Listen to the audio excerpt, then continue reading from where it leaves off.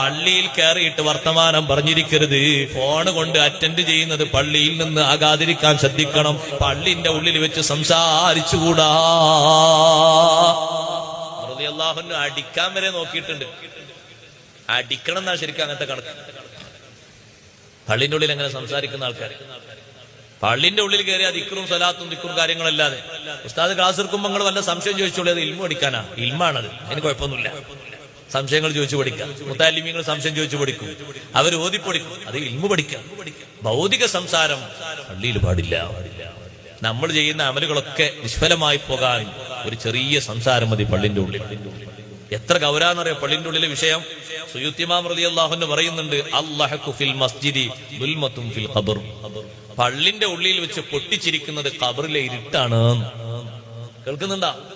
പള്ളിന്റെ ഉള്ളിൽ വെച്ച് പൊട്ടിച്ചിരിക്കുന്നത് ഖബറിൽ ഇരുട്ടുണ്ടാകാൻ കാരണമാണ്. പോയി കിടക്കുന്ന സ്ഥലത്ത് അല്ലാത്തത് ആലോചിക്കുമ്പോ തന്നെ ഇരുട്ടാണ്. പള്ളി ബഹുമാനിക്കേണ്ടതാണ്. എന്താ സഹോദരങ്ങളെ നമ്മുടെ സമൂഹത്തിന്റെ അവസ്ഥ?